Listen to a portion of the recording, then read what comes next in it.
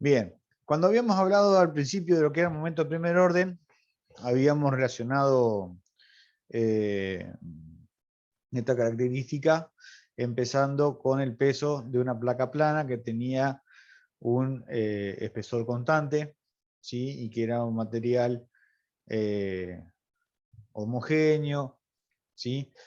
Eh, isótropo. Y, ¿cómo es? Y entonces habíamos considerado primero eh, el peso de lo que eran áreas elementales, ¿sí? Y después, bueno, sacábamos que el peso eh, total, ¿no es cierto?, de esa placa era proporcional al área de la misma, ¿sí? Entonces el delta P era igual acá por delta área, ¿sí?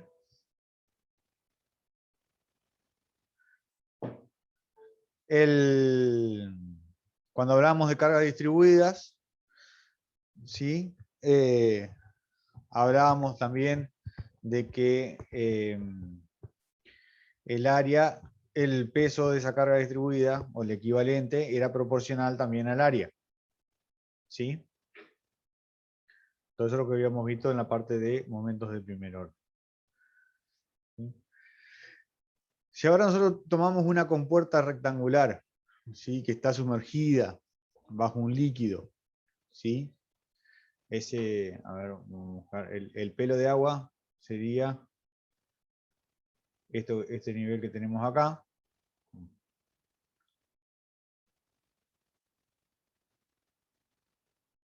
Este sería el pelo de agua, ¿sí? Por lo tanto, si nosotros tenemos una carga, perdón, una compuerta rectangular, empezamos con una presión, ¿sí?, que si la evaluamos en en el largo del área de esa, ¿cómo es? De esa placa rectangular, esa compuerta rectangular, y la llevamos a un plano, podemos sacarle una dimensión y nos quedaría una carga en kilos por metro a lo alto, digamos, ¿sí?, de nuestra compuerta, ¿sí?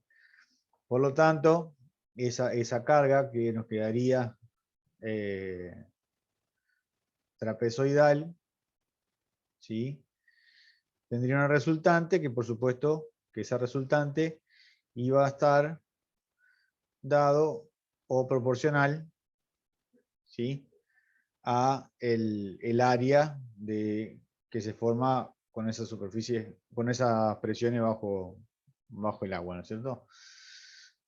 Considerando, digamos, a partir desde dónde empieza está o sea, qué tan sumergida está esa compuerta, ¿sí? Si nosotros queremos sacar el momento respecto de esa línea, del eje O que pasa por ahí arriba, ¿sí?, que pasa por acá, ¿sí?, de esa resultante, nos quedaría que el momento de R respecto de O va a ser igual al I elemental, ¿sí?, que sería la distancia que tenemos a centroide de esa área que hemos marcado ahí, por la resultante, nos quedaría igual a la integral de I por diferencial de área, por K por A dividido A. Entonces las áreas se nos van a cancelar y nos queda que es proporcional a el momento de primer orden, ¿sí? Bien, hasta ahí todos temas más o menos conocidos, ¿sí? Algo de esto hubieran visto en física 1.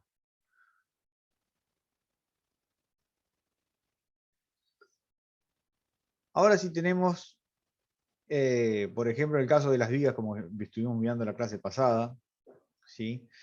Las vigas que estaban sometidas a un esfuerzo de momento flector, y vamos a tener, y lo dijimos la semana pasada, mejor dicho, lo dijimos la otra semana anterior, y vamos a tener un perfil de tensiones, ¿sí?, donde sabíamos que las fibras de arriba se comprimían y las fibras de abajo se traccionaban, ¿sí?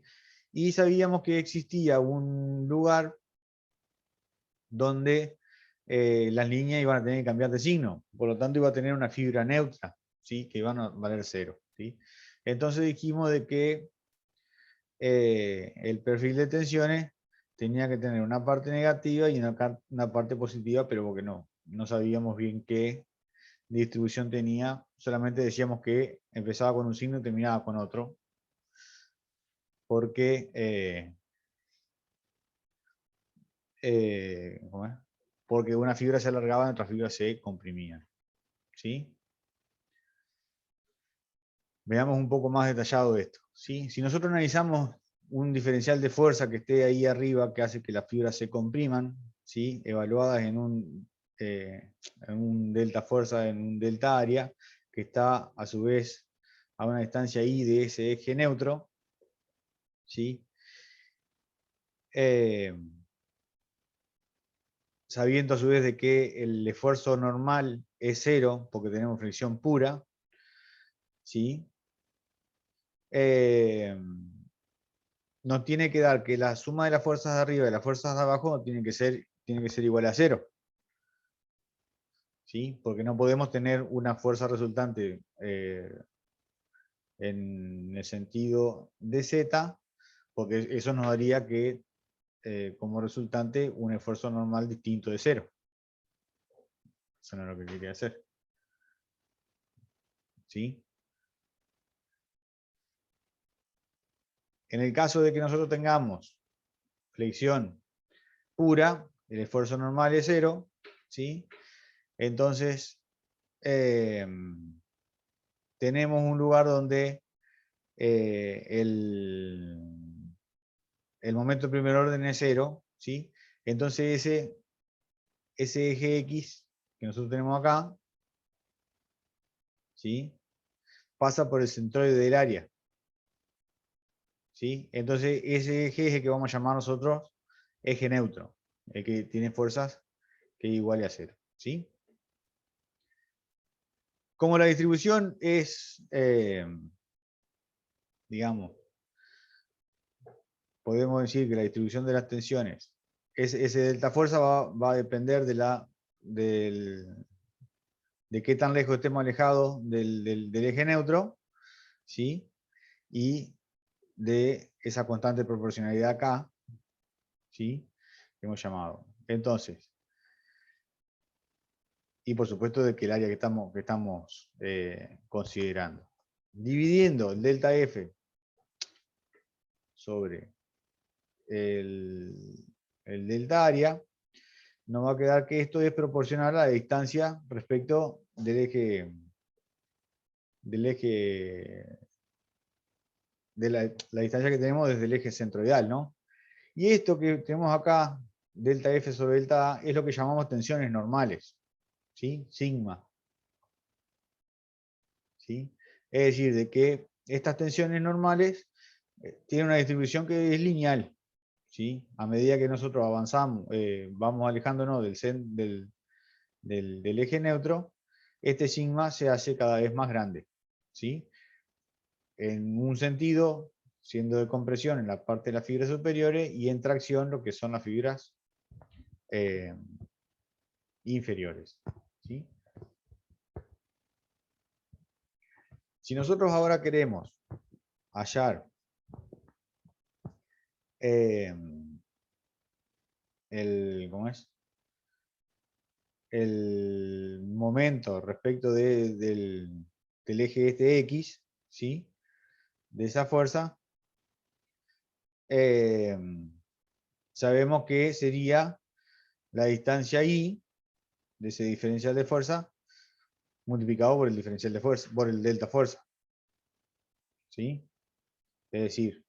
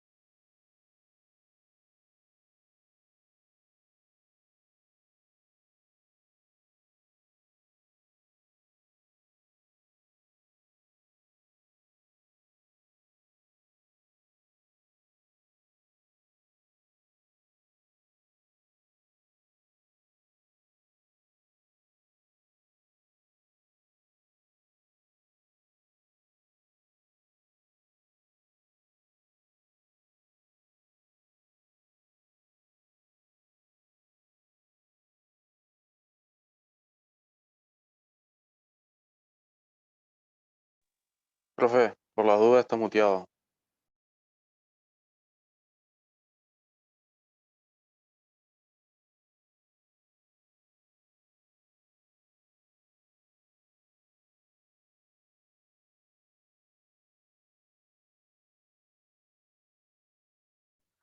Disculpen. Como les decía, como resultante teníamos que era cero porque sabíamos que el esfuerzo normal tenía que ser igual a cero.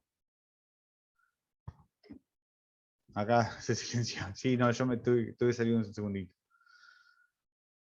Acá, a ver. Si queremos entonces ya el momento respecto del eje X, sería la distancia Y desde el centroide hasta donde tenemos el delta área. ¿Sí? Entonces nos quedaría que la fuerza esta delta F es K por I.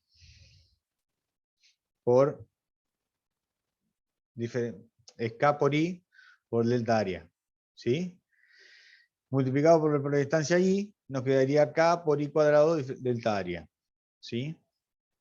Haciendo entonces el momento respecto de X igual al momento flector, porque tenemos que el momento resistente tiene que ser igual al momento perturbador, ¿sí? Nos quedaría la integral de todo esto como K por I cuadrado diferencial de área, ¿sí? Y a esto que estamos presentando acá como I cuadrado diferencial de área, es lo que vamos a denominar momento de segundo orden de un área, ¿sí? O en algunos libros lo van a encontrar como un momento de inercia. El momento de inercia, bueno, ustedes sabrán, porque estudiaron en física 1, ¿qué es el momento de inercia?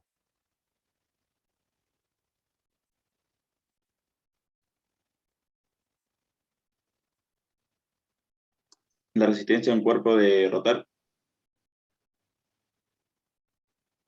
Eh,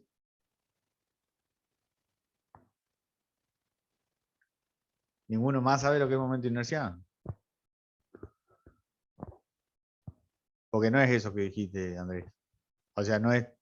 Sería de cambiar su estado de reposo. ¿Y qué sería cambiar de estado de reposo? O sea, la La resistencia de resistencia, ponerse en movimiento dentro del cuerpo. ¿Cómo? Hablaron los dos a la vez. Resi- la resistencia a ponerse en movimiento, la resistencia del cuerpo a ponerse en movimiento, a cambiar de estado, digamos. A ponerse en movimiento. ¿No sería detenerse?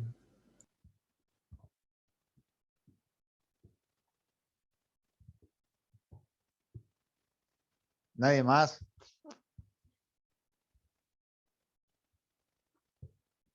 A ver, ¿qué es la masa de un cuerpo? Conceptualmente, ¿qué es la masa de un cuerpo?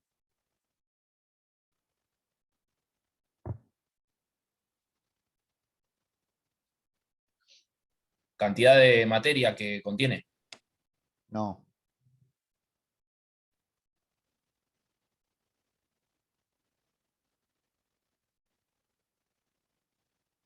¿Qué es la masa de un cuerpo desde el punto de vista físico?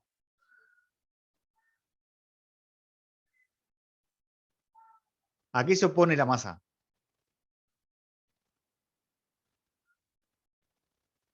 La O normal. sea, es el peso o sea, de la fuerza que ejerce la gravedad sobre la masa.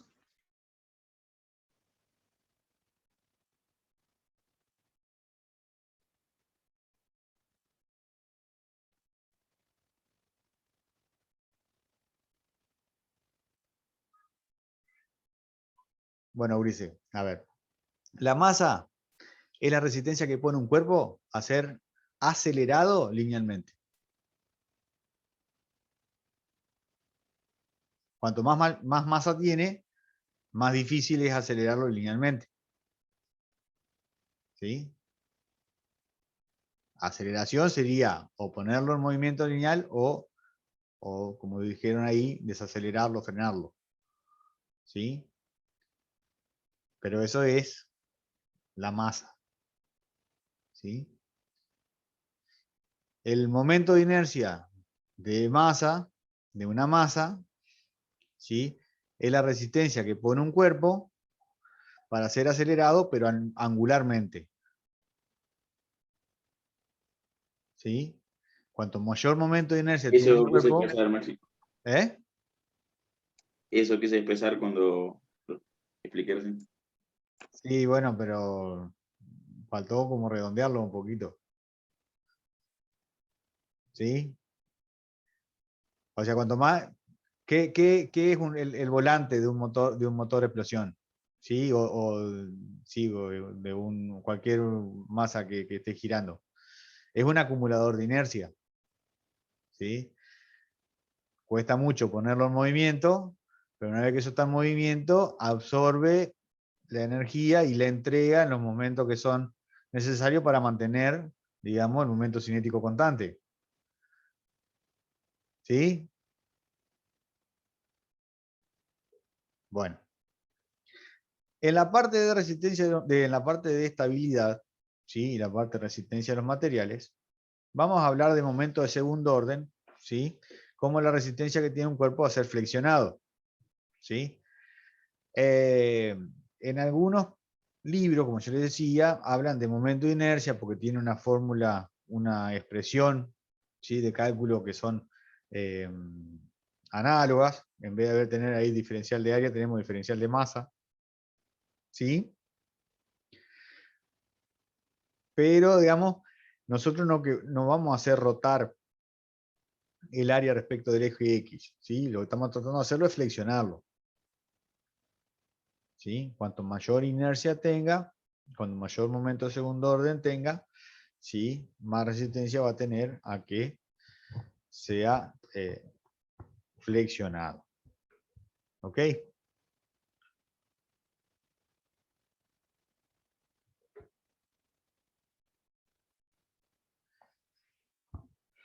Entonces, si sabemos que delta F sobre delta A, que era K por I, o sea, que era proporcional a I, es igual a la tensión normal, ¿sí? Y el momento deflector es K por el momento de segundo orden, ¿sí? Podemos despejar K como el momento deflector dividido el momento de segundo orden, y lo que sería igual a sigma dividido I, ¿no? Entonces, las tensiones normales van a ser directamente proporcionales a el momento flector, inversamente proporcionales al momento de segundo orden, que es lo que yo decía recién. Cuanto mayor es el momento de segundo orden o momento de inercia, más chicas van a ser las tensiones normales, ¿sí? Multiplicado por I, que I es la distancia que nosotros tenemos desde el eje neutro hasta la fibra que estamos considerando, ¿sí? La tensión máxima va a estar dada, ¿sí? Cuando nuestro I sea máximo, que sería la fibra más alejada. Esta fibra que nosotros tenemos acá. ¿Sí? Y en el caso de las secciones transversales que son simétricas respecto de su centroide, vamos a tener que el sigma máximo tiene que ser igual al sigma mínimo, que sería este sigma que nosotros tenemos acá. ¿Ok? Si nosotros comparamos el sigma máximo que se genera ¿cómo es? Al cargar una viga de cierta manera, y esto lo comparamos con las tensiones máximas que puede admitir el material con el que nosotros queremos o hemos fabricado nuestra viga, ¿sí? Y considerando que el momento flector es máximo, ¿sí? El del diagrama que nosotros, el diagrama segundo, el diagrama de momentos flectores, ¿sí? O de solicitación y características que vimos la semana pasada, clase pasada, vamos a sacar que el momento de segundo orden necesario para nuestra viga va a ser igual al momento flector máximo dividido las tensiones admisibles del material multiplicado por la distancia de la fibra más alejada. ¿Sí? Esto adelantándonos un poquito lo que es la parte de flexión. ¿sí? Pero esto nos permitiría poder dimensionar nuestra viga, ¿sí? En el caso, por supuesto, que dijimos ahí de flexión pura.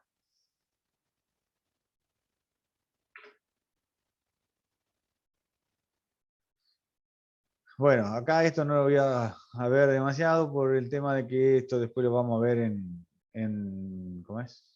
En mecánica de los fluidos, ¿sí? Lo que son compuertas sumergidas, eso lo dejamos para cuarto año para mecánica de los fluidos, ¿sí? Podemos entonces calcular los momentos de segundo orden por integrales, por supuesto, ¿sí? Esto que nosotros tenemos acá, a ver, esto nosotros tenemos acá, por supuesto que debería resolverse como una integral doble, dado que tenemos nuestro diferencial de área. Que nuestro diferencial de área sería, por supuesto, diferencial de X por diferencial Y, ¿no? Y si queremos hallarlo respecto del eje Y,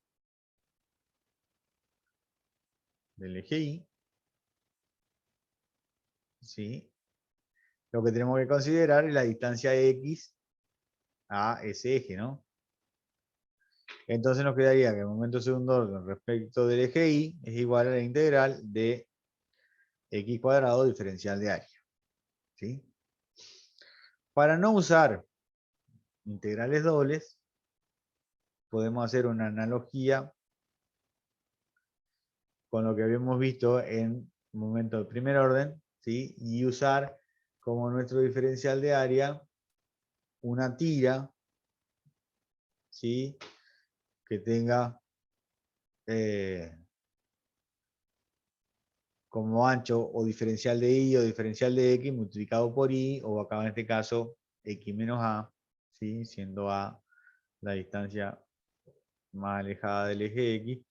Y bueno, entonces ahí tendríamos la manera de expresar nuestras integrales que nos quedarían como integrales simples, ¿sí? Pero todo esto nos lleva, por ejemplo, en este caso, en el rectángulo, si nosotros consideramos el eje X como un eje que pasa por la base, ¿sí? Y consideramos el rectángulo del diferencial de área, este que está acá, que tiene un alto diferencial de Y, ¿sí? Un ancho B, y está a una altura Y respecto de X, nos quedaría que Y sub X igual a Y cuadrado diferencial de área, siendo el diferencial de área B por diferencial de Y. ¿Sí? Vamos a cambiar el color para que se vea un poco más. ¿Sí? Entonces esto nos quedaría B por la integral entre 0 y H, ¿sí? Entre 0 y H, ¿sí? De Y cuadrado diferencial de Y. Por lo tanto, nos quedaría que el momento de segundo orden para un rectángulo respecto de un eje que pasa por su base es BH cubo dividido 3. ¿Sí? Siendo B la base, H la altura y 3, bueno, el 3.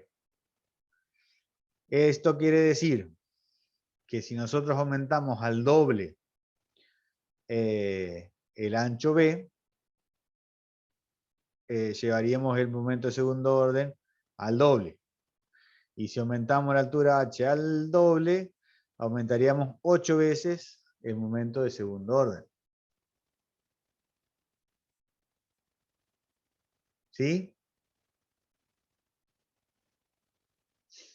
Es decir, que si nosotros queremos darle mayor inercia o mayor momento de segundo orden, lo que tenemos que hacer es darle más altura que ancho. ¿Lo ven?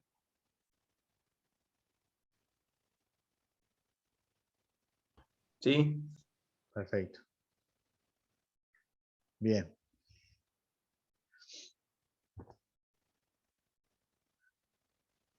Si nosotros calculamos o tomamos ahora como las áreas o momentos de segundo orden para cada una de las fajas que nosotros hemos estado usando, podemos integrar directamente o hacer que el momento de segundo orden de este rectángulo respecto del eje pasa por su base como I al cubo diferencial de X dividido 3. ¿Sí?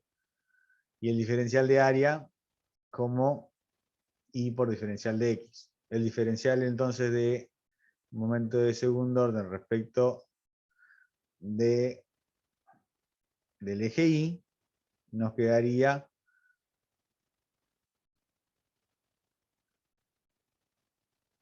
como X cuadrado por Y por diferencial de X.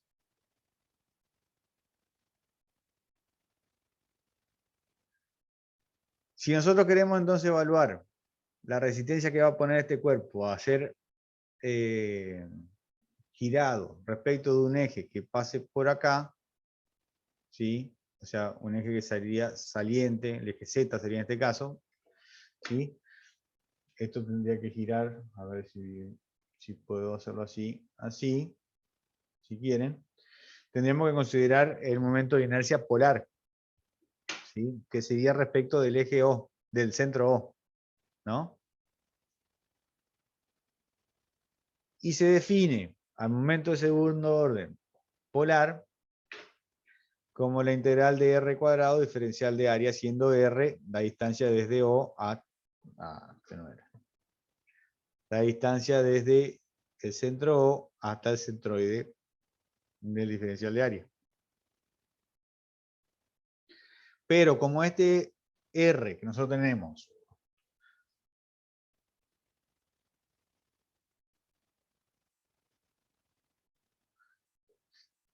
es igual a X, el R cuadrado es igual a X cuadrado más Y cuadrado, nos quedaría la suma de la integral de X cuadrado diferencial de área más la integral de Y cuadrado diferencial de área. Lo que nos da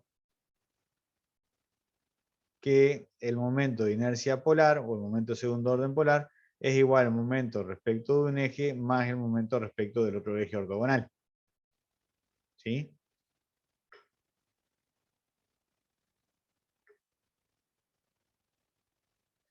Estos son todo un poco de definiciones, ¿no?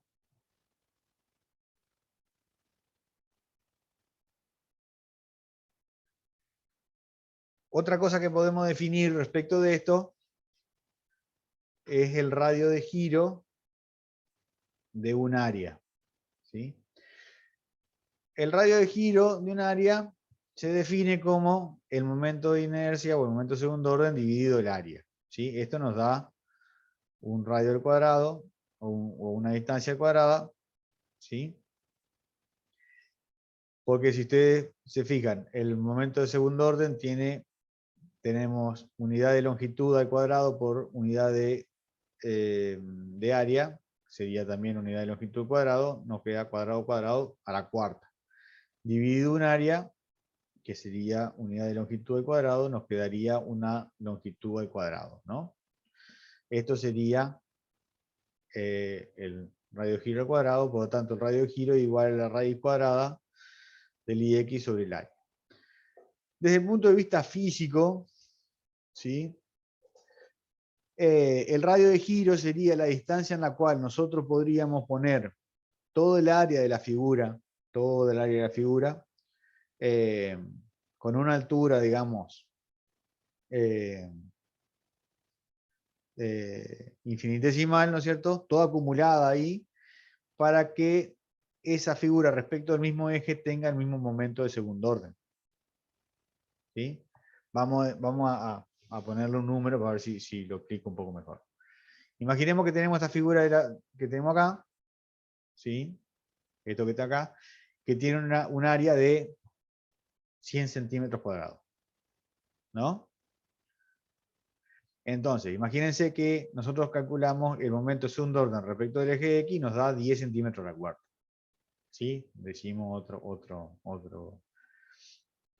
¿cómo es? Otra medida ahí. ¿Qué sería el radio de giro?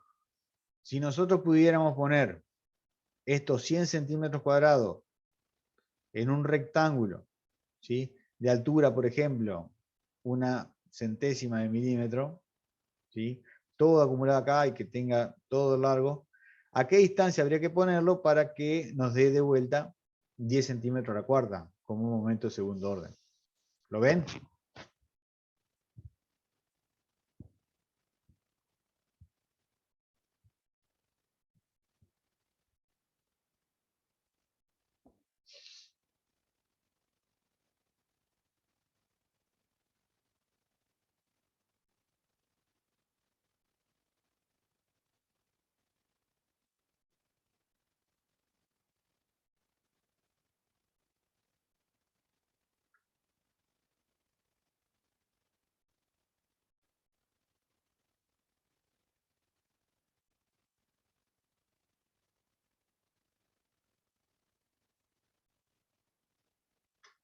Bueno, veo que nadie lo ve, nadie me contesta.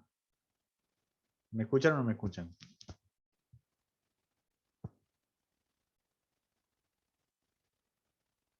Sí, se escucha. Ah, bueno, bien. Bien. Estaban escribiendo por el chat. por las dudas. Ah, no, no lo veo. A mí no me escribieron nada. Ah, sí, sí, ponen acá uno. Ok. Bien.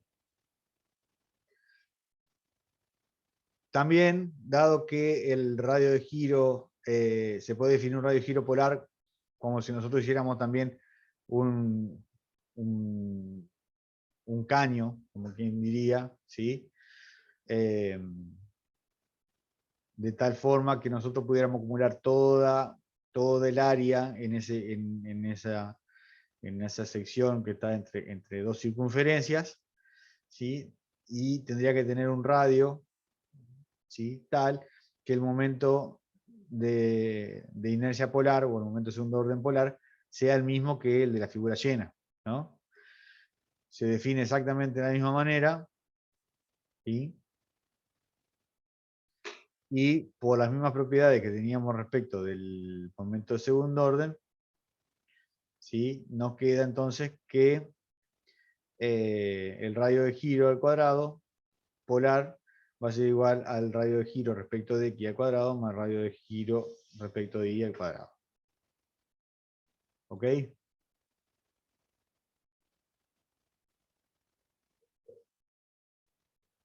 Bien, Sí. bien, perfecto. Y ahora nos quedaría, digamos, un teorema que se llama teorema de Steiner, o el teorema de los ejes paralelos, ¿sí? En el cual tenemos, por ejemplo, una figura, ¿sí? La cual conocemos el momento de segundo orden respecto de un eje X', ¿sí? X', y queremos calcular con respecto a otro eje X, ¿sí? Cualquiera, que es paralelo a ese eje X', que resulta que ese eje X' es el eje centroidal de nuestra figura, ¿sí? Como habíamos definido el momento de inercia como la integral de i cuadrado diferencial de área, ¿sí? Y sería la distancia entre el eje X, ¿sí? Y el diferencial de área, ¿no? Esta distancia que tenemos acá. Que a su vez, va a ser igual a la distancia, perdón, X raya, multiplicado, que sería la distancia desde el eje X hasta el eje X' o el eje centroidal, más X', que es la distancia desde el eje centroidal hasta el diferencial de área, ¿no? Como la integral es una suma, ¿sí? Podemos aplicar las propiedades de la suma y distribuir, ¿no es cierto?, este i cuadrado, que nos queda acá como i raya más x', i', perdón, y hacemos el cuadrado binomio ahí, ¿no? Entonces nos quedaría que el ix va a ser igual al I' al cuadrado por diferencial de área más 2 por I raya, que sería una constante, multiplicado por I' diferencial de área, más I raya al cuadrado por la integral de diferencial de área. ¿Sí? Como este eje es centroidal, o sea, esto que tenemos nosotros acá, ¿qué es?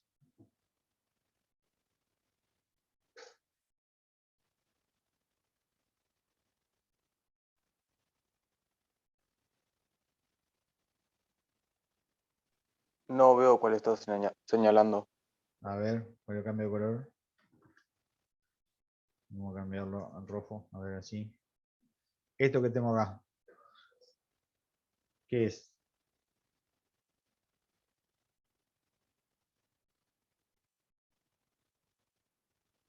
Momento de primer orden. Sí, ¿de qué con respecto a qué? eh, con respecto al eje geométrico, sería de la figura. Al eje geométrico.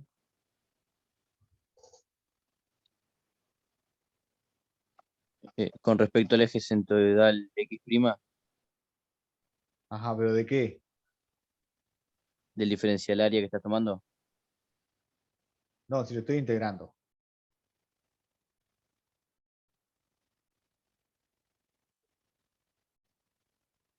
Si lo estamos integrando, no estamos tomando el diferencial de área nomás. ¿Qué estamos tomando?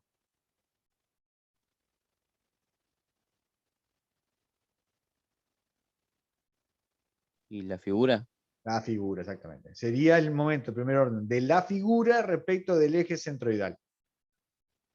¿Sí? Si el momento de primer orden es respecto del eje centroidal, ¿cuánto tenemos que valer el momento de primer orden?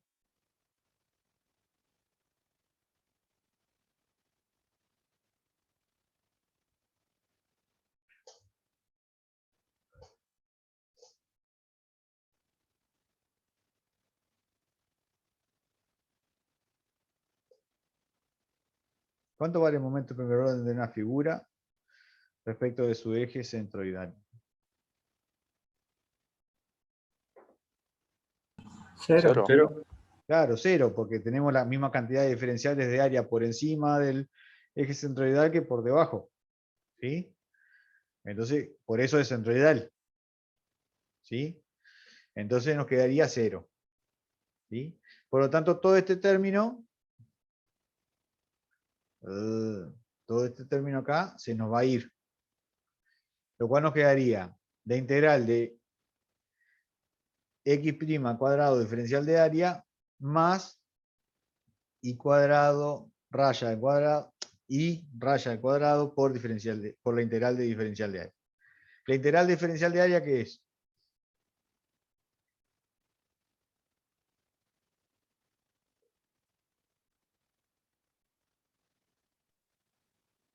Uno. No, La integral de el, diferencial de área. Área. El área, acá me ponen por chat el área, perfecto. Si integramos el diferencial de área, nos da el área. Y la integral de x' al cuadrado diferencial de área, ¿qué es?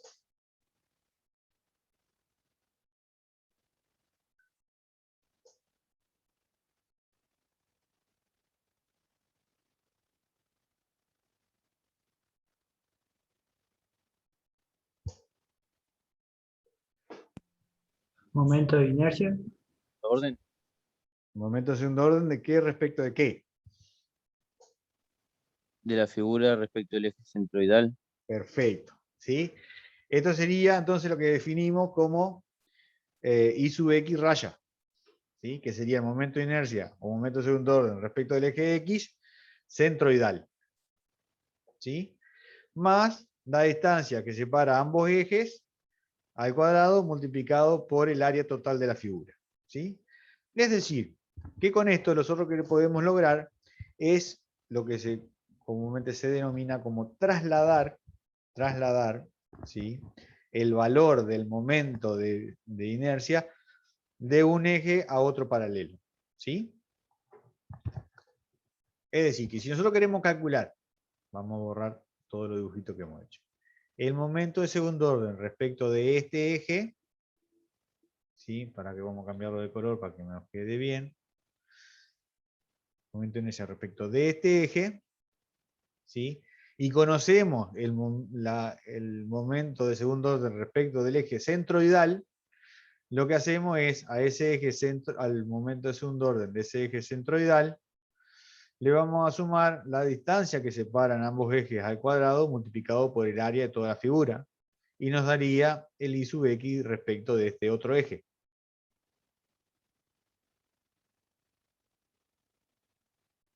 Ahora yo les pregunto, el momento respecto del eje este X que está acá en la parte inferior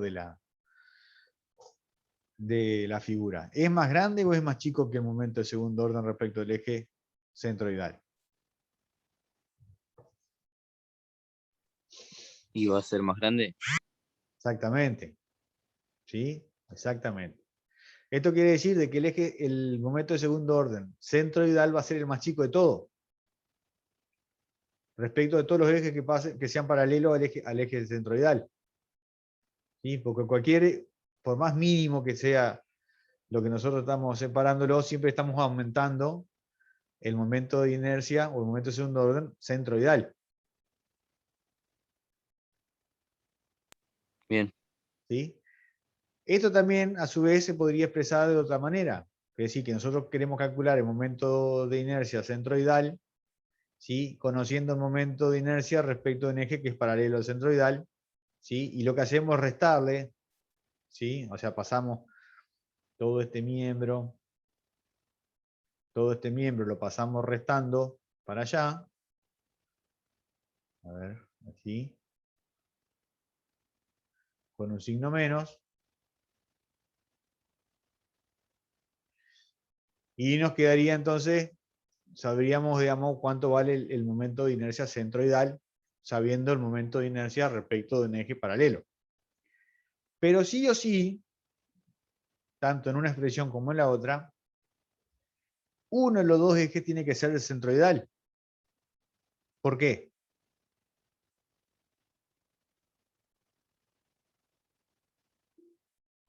¿Y por qué no vas a tener referencias? No.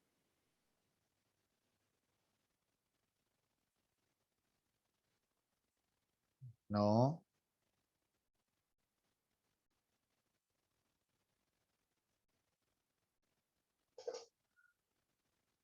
A ver, imaginemos que yo tengo un momento, un eje que pasa por acá. ¿Sí? Y conozco el momento de segundo orden de esta figura con respecto a este eje. ¿Sí? ¿Puedo trasladarlo directamente de acá hasta acá? ¿Con esta cuenta?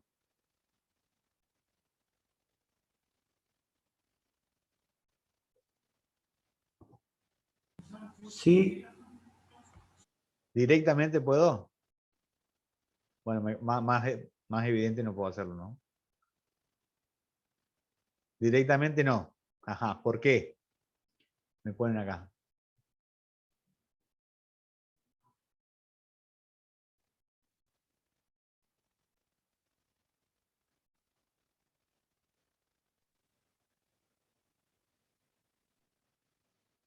Porque no sería lo mismo. Ajá. ¿Por qué no sería lo mismo? O sea, es un poco ambigua tu contestación, Santiago.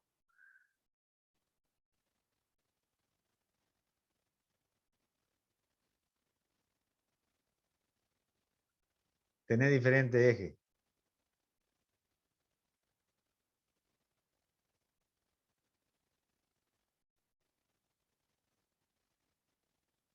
Nadie se anima a decir por qué no. Porque necesitas conocer el momento de la figura con respecto a su eje, o sea, a su centro. ¿Por qué? Porque la fórmula para calcularlo lo pide, lo necesita.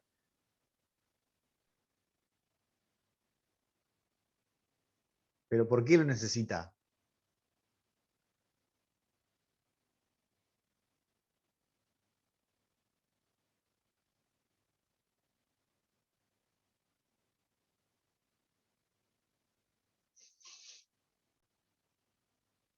Ulises, a ver. Capaz que yo no fui claro explicándolo, pero acá tenemos un momento de primer orden respecto de un eje centroidal que se hace cero. Y todo este término se anula.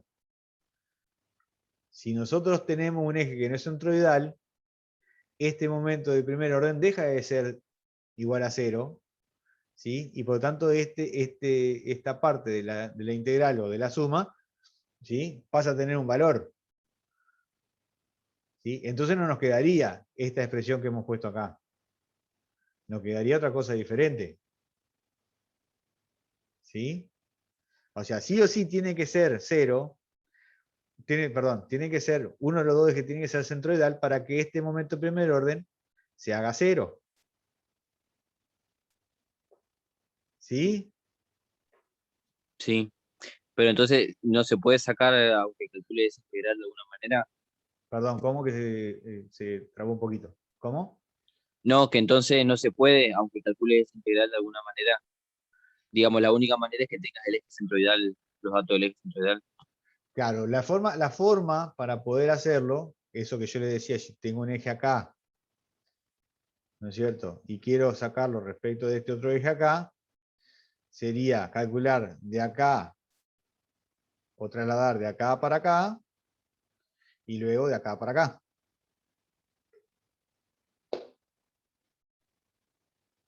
¿Se entiende? Sí, sí. O sea, estamos digamos, asumiendo de que nosotros no conocemos el momento de segundo orden respecto del eje centroidal. ¿Sí? Porque si no, ¿para qué vamos a hacer todo esto de trasladarlo acá para acá y acá para acá? Directamente trasladamos el centroidal para este otro último y listo. ¿Se entiende? Sí. Está perfecto. Entonces hoy que teníamos nuestro momento de segundo orden de nuestro rectángulo respecto del eje que pasaba por su base, ¿sí? Lo que vamos a hacer es tratar de calcular ahora nuestro momento de segundo orden respecto de su eje centroidal. El eje centroidal está, por supuesto, en h sobre 2. ¿Sí? Entonces la expresión que nos queda, como yo se las había anticipado, es igual a el momento de segundo orden respecto de un eje conocido menos la distancia que separa el eje S con el eje centroidal al cuadrado multiplicado por el área, ¿no? Tenemos que el I sub X raya, ¿sí? O el I sub X centroidal, va a ser BH cubo sobre 3, que era el momento de segundo orden respecto del eje que pasaba por la base, menos H sobre 2 al cuadrado por el área del rectángulo, que es B por H, ¿no?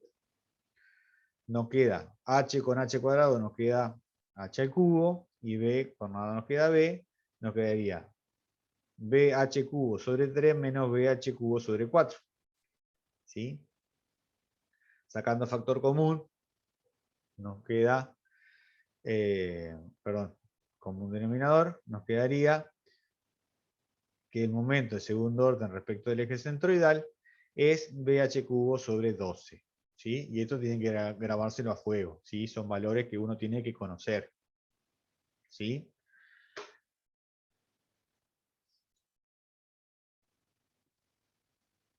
Esto también es aplicable a lo que se llama el momento polar, ¿sí? Y podríamos calcular el momento polar respecto de un eje cualquiera, de un centro cualquiera que no sea el eje centroidal, ¿no? Lo trasladamos desde el C hasta, en este caso, O. ¿Sí? Y todo esto va a estar, por supuesto,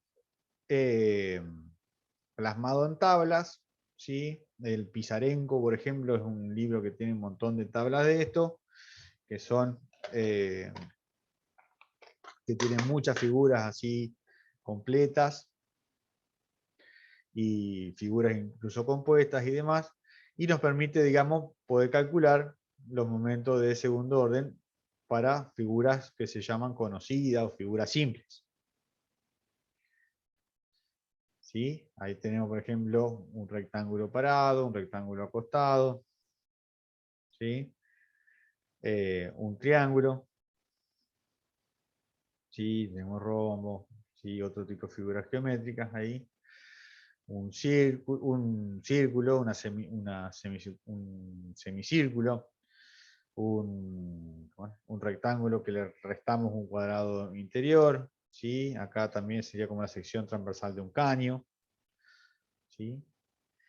Y bueno, llegaríamos entonces a lo que es el momento de segundo orden de áreas compuestas, ¿sí? Si nosotros tenemos una figura así compuesta, esto lo podemos descomponer en figuras simples, como por ejemplo este triángulo. A ver, ¿qué color? Ajá, este triángulo que tenemos acá. ¿Sí? Luego este rectángulo que tenemos acá. ¿Sí? Esta es una forma de descomponerlo, y si no tendríamos este otro rectángulo que tenemos acá. ¿Sí? Si nosotros queremos saber el momento de segundo orden de toda esta figura respecto del eje X que pasa por la base, lo que vamos a hacer es calcular la distancia, ¿no es cierto?, para cada figura simple, desde el eje X a su centroide, ¿ves? ¿Sí? Que serían, por ejemplo, esta distancia de 1, esta otra distancia de 3 y esta otra distancia de 2. ¿Sí? Y bueno, vamos a sacar de la tabla que teníamos anteriormente para cada figura simple cuánto vale el momento de segundo orden respecto de los ejes centroidales. ¿Sí? Y vamos a aplicar el teorema de Steiner y vamos a trasladar todos los ejes, todos los momentos al eje este que tenemos acá en común. ¿Sí? Y una vez que tenemos todos los ejes, todos los momentos de segundo orden respecto del mismo eje, lo que podemos hacer es agarrar y sumarlos a todos, ¿sí? De manera algebraica. ¿Sí? Fíjense que acá el IX total es igual al IX1 más el IX2 más el IX3, ¿sí? Y lo que se hizo acá fue trasladar cada uno de esos momentos de segundo orden para cada figura simple al mismo eje, ¿sí? Al mismo eje. ¿Se acuerdan cuando estábamos hablando recién del tema de lo que era la flexión? Y hablábamos de lo que era el eje neutro. ¿Sí? ¿Se acuerdan lo que era el eje neutro?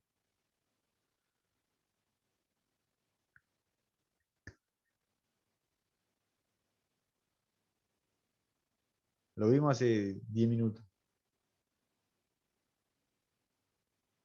Ajá, bueno, acá uno me contesta que sí. ¿Cuánto valían las tensiones normales en ese eje neutro?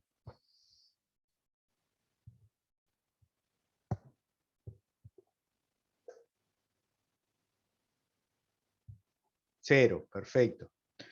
Entonces, a su vez, el momento de segundo orden que se tomaba era respecto de ese eje, porque ese eje era el centroidal de la sección transversal de la viga. ¿Sí? Sin importar si la viga era simétrica, no simétrica o lo que sea, ¿no? Ese eje es centroidal. Muchas veces nuestras figuras o nuestras vigas están formadas por la suma de perfiles normales y planchuelas o chapas o lo que sea, ¿sí? Y es necesario calcular el momento de segundo orden o momento de inercia para poder ver la resistencia a la flexión, ¿sí? Entonces, ¿qué es lo que se hace? Se pasa todo lo que es, mejor dicho, se calcula primero el eje centroidal de esa figura compuesta, ¿sí? Como han calculado ustedes ahí el momento de primer orden, ¿sí? Se saca el centroide Y luego para cada una de las figuras simples que componen esta figura compuesta que es la viga que estamos utilizando, ¿sí? Y se trasladan todos los momentos de inercia a ese eje centroidal, desde el centroidal elemental o de cada figura al eje centroidal de la figura total. Y eso nos daría la inercia total o el momento de segundo orden total, y respecto de eso está la resistencia a la flexión de nuestra viga. ¿Sí?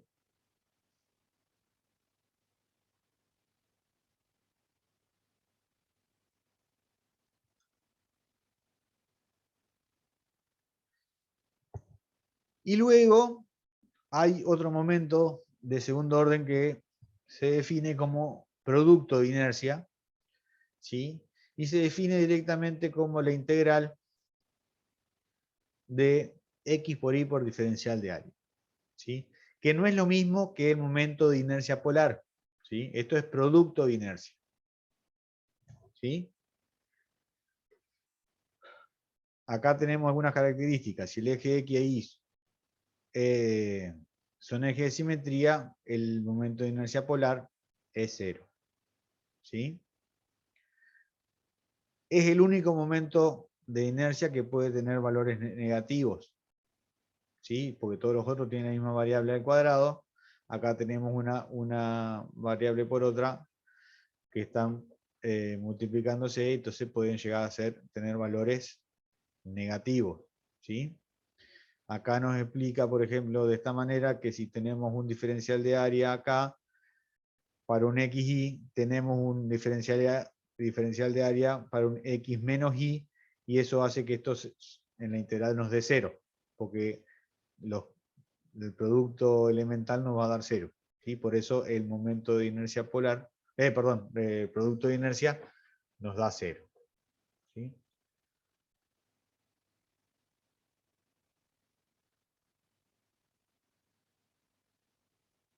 De la misma manera que habíamos visto entonces el teorema de Steiner para los otros momentos de inercia, el producto de inercia también tiene un momento de inercia polar, ¿sí? Un producto de inercia, perdón, que tiene el teorema que nos queda con la expresión bastante parecida o análoga, ¿sí? Donde tenemos que el momento el producto de inercia respecto de un punto cualquiera es igual al producto de inercia respecto del centroide, ¿sí? Acuérdense que el producto de inercia es respecto a un punto, no respecto a un eje, ¿sí? Multiplicado por las coordenadas, ¿sí? O sea, las distancias, o mejor dicho, las variables que tenemos desde el eje centroidal desde el centroide al centro de estos dos ejes otros que queremos calcular. Vamos a explicarlo de vuelta porque me quedó mal. Sí, vamos a ver si consigo un color un poco, que se resalte un poco más. Si este es nuestro centroide de área y este es nuestro punto con el que queremos calcular, ¿sí? Vamos a calcular el momento, el producto de inercia respecto del centroide, ¿sí? Y eso le vamos a sumar, ¿sí? La multiplicación de, en este caso, menos x menos y, ¿sí? Por el área para que nos dé el producto de inercia respecto de este otro punto que tenemos aquí, ¿sí? Bien. Ajá. Bueno, esto lo voy a dejar para la próxima clase porque es medio largo y a su vez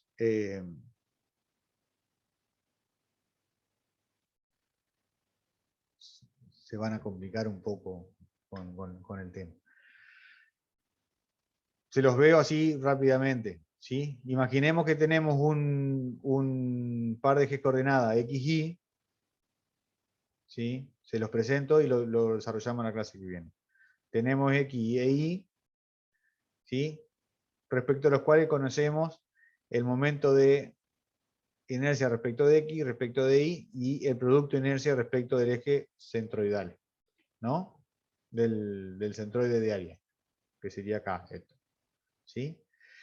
Y queremos calcular el valor del producto de inercia, ¿sí? El momento de inercia respecto de un eje y respecto de otro, de dos ejes que están girados, un ángulo θ, respecto de ese punto que sería el eje, el punto este que es el origen de Y y X, ¿no? ¿Qué va a pasar? A medida que nosotros nos vayamos girando a esto, vamos a encontrar de que va a haber un valor que sea el más grande y un valor que va a ser el más chico, ¿no es cierto?, de estos valores de que nosotros calculamos acá de momento de segundo orden. ¿Sí? Si nosotros podemos calcular cuál es el valor máximo que nosotros tenemos, vamos a poder colocarlo en esa posición para la flexión, de tal forma que podamos aprovechar al máximo el material que estamos usando. ¿Sí? Y el producto de inercia, tendría que recuadrarlo. El producto de inercia, este que nosotros tenemos acá, sería un indicador de qué tan lejos estamos de ese máximo o ese mínimo, ¿sí? Lo cual ya vamos a demostrar. ¿Ok? Pero bueno, eso se lo dejo para la clase que viene. ¿Preguntas respecto de esto?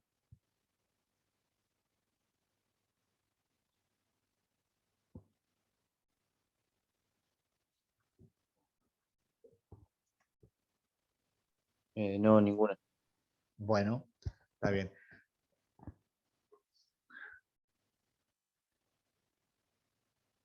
Mirá, respecto del recuperatorio y del primer parcial, cuando demos las notas, como dijimos, cuando demos las notas, vamos a decirle cuándo vamos a tomar, o nos vamos a poner de acuerdo cuándo tomar el recuperatorio. ¿Sí? Seguramente esta mañana estaríamos dando la nota, si todo sale bien. ¿Ok? Bien. Bueno, no molesto más. Muchas gracias.